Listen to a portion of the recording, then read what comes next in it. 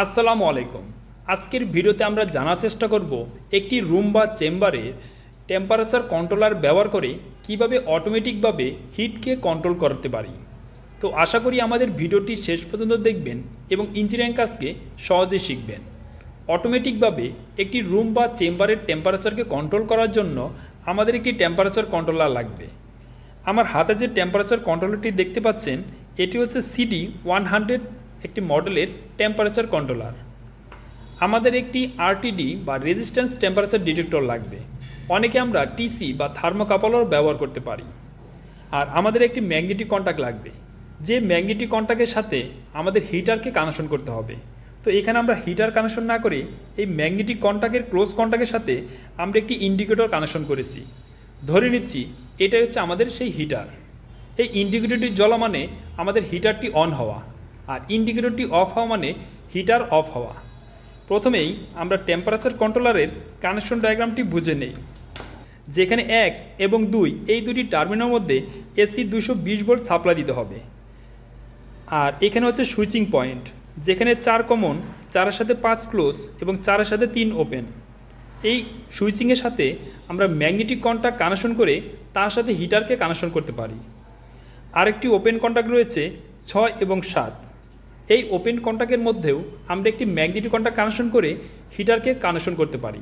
তো এখানে আমরা 6 এবং 7 এই দুটি ওপেন কন্ট্যাক্টের মধ্যে ম্যাগনেটিক কন্ট্যাক্ট কানেকশন করেছি এবং ম্যাগনেটিক কন্ট্যাক্টের ক্লোজ কন্ট্যাক্টের সাথে আমরা হিটার হিসাবে এই ইন্ডিকেটরটি কানেকশন করেছি। আর এই টেম্পারেচার কন্ট্রোলারের আরও 3টি পয়েন্ট রয়েছে 8, 9, 10। এই 3টি যদি আমাদের সেন্সরটি আরটিডি বা রেজিস্ট্যান্স টেম্পারেচার ডিটেক্টর হয় তাহলে 10 হচ্ছে প্লাস, 9 এবং 8 হচ্ছে মাইনাস। তো আমরা এখানে 1 এবং 2 এই দুইটি পয়েন্টের মধ্যে 220 ভোল্ট সাপ্লাই ইন করেছি। আর আরটিডি কানেকশন করেছি, যেমন এখানে 10-এ পজিটিভ, 9-এ নেগেটিভ এবং 8-এ নেগেটিভ কানেকশন করেছি। আর এই 6 এবং 7 এই সুইচিংয়ের সাথে আমরা একটি ম্যাগনেটিক কন্ট্যাক্ট কানেকশন করেছি। যেহেতু আমাদের হিটারটি নর্মালি ক্লোজ কন্ট্যাক্টের সাথে কানেকশন হবে, তাই এই ম্যাগনেটিক কন্ট্যাক্ট যেহেতু আমরা ওপেন কন্ট্যাক্টে কানেকশন করেছি, তাই হিটার হিসাবে লোডটিকে ম্যাগনেটিক কন্ট্যাক্টের ক্লোজ কন্ট্যাক্টের সাথে কানেকশন করেছি। তার মানে ম্যাগনেটিক কন্ট্যাক্ট যখন আমার বন্ধ থাকবে তখন এই ক্লোজ কানেকশনের কারণে আমার হিটারটি অন থাকবে। আর ম্যাগনেটিক কন্ট্যাক্ট যখন অ্যাক্টিভ থাকবে তখন নর্মালি ওপেন হওয়ার ফলে আমার হিটারটি অফ হবে। তো আমরা এখন কানেকশন দিয়ে নিই। তো আমরা এখানে পাওয়ার দিয়ে নিচ্ছি। পাওয়ার দেওয়ার সাথে সাথে আমরা এই টেম্পারেচার কন্ট্রোলারের ভ্যালু দেখতে পাচ্ছি। এটার নিচে এসভি, এটা হচ্ছে সেট ভ্যালু। আমরা টেম্পারেচার কত রাখতে চাই এই এসভিতে সেট করতে হবে।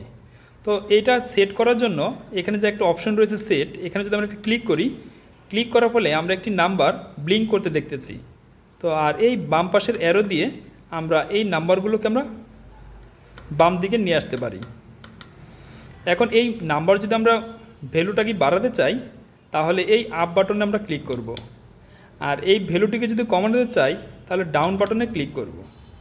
টেম্পারেচার সেট করার পর আমরা সেট বাটনে যদি ক্লিক করে দিই তাহলে আমার টেম্পারেচার সেট হয়ে গেল 60।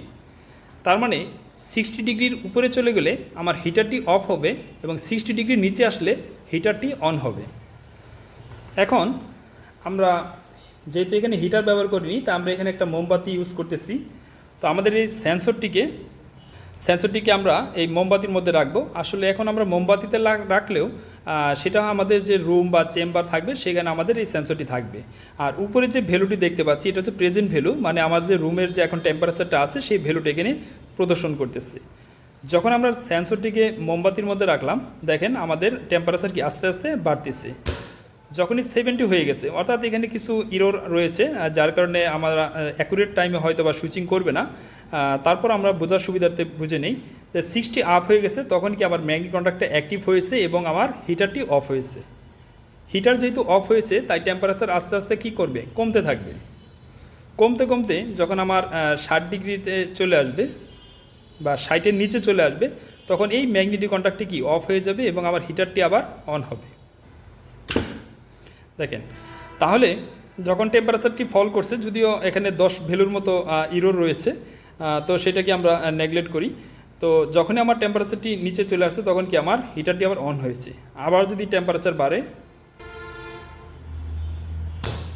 তখন আবার ম্যাগনেটিক কন্ডাক্টরটি অ্যাক্টিভ হয়েছে এবং আমার হিটারটি অফ হয়েছে। যেহেতু হিটার অফ হয়েছে তাই আবার টেম্পারেচার কী হবে, কমতে থাকবে। আবার যখন হিটারটি অন হয়েছে আবার টেম্পারেচার বাড়তে থাকবে। এভাবে অন এবং অফ এর মাঝেই আমার একটা নির্দিষ্ট টেম্পারেচার আমরা একটা রুম বা চেম্বারে পেতে পারি।